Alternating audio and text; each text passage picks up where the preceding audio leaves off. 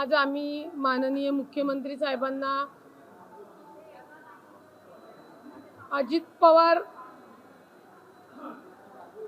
अजितदादा पवार यांच्या मृत्यूची, अपघाताची का घाताची चौकशी करण्याचं पत्र दिलं।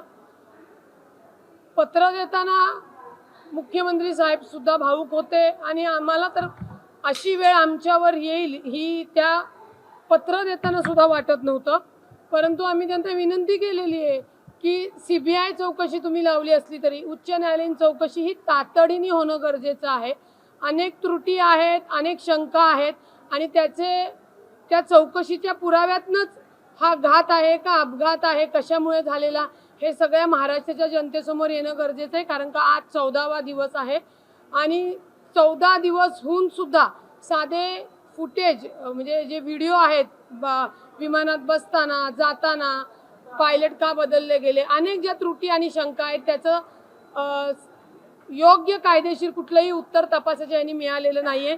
त्यामुळे आज आम्ही पत्र दिलेलं आहे, निवेदन दिलेलं आहे की ही चौकशी तातडीने व्हावी आणि जनतेच्या समोर त्वरित तो अहवाल येणं गरजेचं आहे।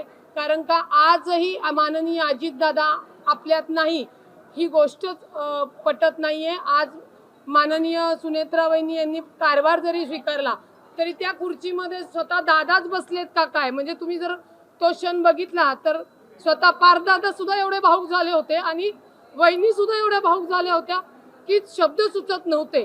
पण ही या क्षणाला सामोरं जाणं गरजेचं होतं म्हणून ही सगळी औपचारिक प्रक्रिया पार पडली। पण माझी पुन्हा मुख्यमंत्र्यांना विनंती आहे की याचा तपास तात्काळ आणि उच्च न्यायालयीन चौकशीमध्ये होणं गरजेचं आहे आणि तो त्वरित व्हावा, फास्ट ट्रॅकवर व्हावा, अशी आम्ही त्यांना विनंती निवेदन दिलं।